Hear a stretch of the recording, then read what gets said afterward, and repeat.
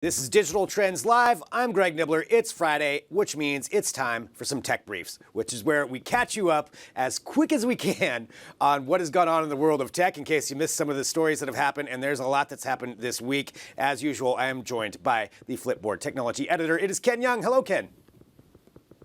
Nice to see you again. Good to see you too. Once again, we've got a lot to get through today. Some interesting things, though, that happened this week. And so we're going to kind of walk through, for everybody who's watching, just walk through some of these stories and bring you up to date on it. I think the first one was something that came out earlier this week, and it has to do with Facebook, and it has to do with data. Shocking that would be a subject this week. But now a different way that they're going about collecting data, or at least they're going to try to do it. And we heard about this before. Last year, they got in some trouble for an app that they had out there that was basically paying teenagers for access to their phones. It was not received well, I think, once that got out. Seemed a little shady. Now, though, there is, and you may be seeing this if you're on Facebook, you may be one of the people seeing the ads for this. There's a new app called Study from Facebook that wants to pay adults for their data. How exactly is this working? So it's basically, you can hardly go a week this year without actually seeing Facebook in the headlines for something. Now, this is actually, as you said, it's called Facebook Study or Study by Facebook. And this is a step to better understand how people are using their mobile devices and apps. Now, this is all about transparency so that Facebook doesn't run foul of other complaints and criticism that's been levied against it over the past few months and over the past couple years. As you mentioned before, Facebook recently acknowledged, or actually a while back acknowledged, they had an app called Facebook Research. Now that one that was exposed by TechCrunch, and they also had another app called their VPN app called Onavo, which got pulled from the Apple Store because of privacy concerns. So this time, their study is going to be similar to Facebook Research, but what Facebook hopes is that it's going to actually be more, by being more upfront, more transparent about some of the details. You know, they're not going to be criticized as heavily for allowing for basically getting information from users to better understand how apps are used.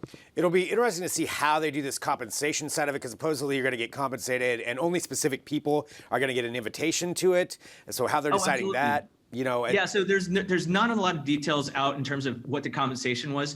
Teens got paid $20 a month for allowing this information. Now, Facebook says they claim that no user ID, no passwords, and specific content won't be collected through Study. Now, obviously, who knows what's going to happen? Every other week, there's something that's going to run afoul of Facebook, and who knows whether that's going to incur the wrath of the FTC or the DOJ as they continue to investigate Facebook.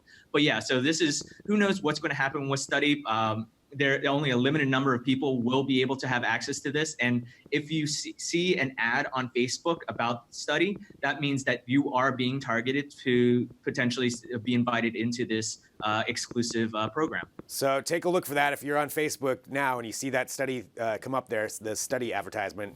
Click on it if you want. I'd be curious. I'll probably click on it just to see what it is, but I also work in technology, so that's a little bit different. Continuing on, some other big news this week. So E3. Obviously huge, lasting all week. There's a lot we could go into the minutia of what went on in the games, but I think just to recap for everybody, one general theme is that streaming gaming is making an impact. It's with Google Stadia, with their announcement. We found out some more details about Google Stadia, how it's going to work, rolling out ostensibly in November to some people anyway, at least to some of the early adopters. And then that having an influence on the big consoles, on essentially PlayStation and Microsoft, so much so that they're actually teaming up in a way to make sure that they can also stream games because of that threat that they see from Google. Such a huge, huge influence. Oh, absolutely. I mean, as the equivalent of Mobile World Congress, or MWC as it's known now, was foldable devices. E3 was all about streaming. So last week we talked about Google Stadia, as you mentioned. So now you have Microsoft talking about xCloud, which will be their Stadia play. Obviously, Apple has something similar, not exactly apples and apples comparison with Arcade, but that'll come into play later this year. And then you have Ubisoft with Uplay Plus.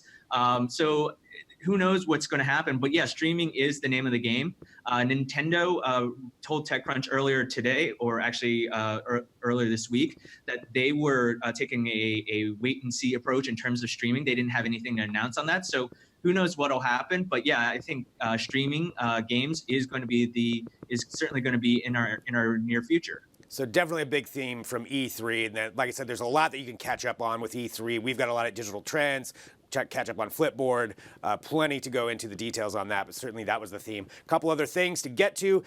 Google, speaking of Google, releasing with their Pixel, it seems like with mobile phones, there's always somebody leaking some image or some rendering. It happens to iPhone, happens to Samsung, happens to Huawei, happens to everybody. And it happened to Google earlier this week where there was a leak of their Pixel 4 phone, supposedly a rendering from, I think OnLeaks had it.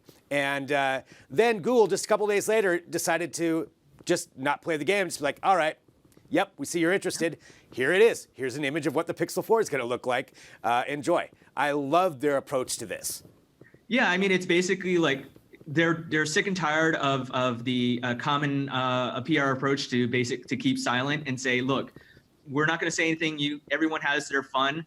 And these things do come out, and these leaks certainly happen. But so Google's like, they put their foot down and said, all right, we're going to do this ourselves. We're going to kind of take the air out of the room, so to speak. And here's what we are confirming: this is the Pixel 4. Now, you're only looking at the back of the phone. You're looking at where the cameras are, but you don't actually see the entire hardware. So is there going to be a fingerprint sensor on the front? Is there going to be a notch? Are there going to be a headphone jacks? Are there, what are we seeing in terms of the hardware specs? Certainly those will come out later on. Obviously, 9 to 5 Google earlier today did publish an exclusive saying that the Google Pixel phone was out in the wild.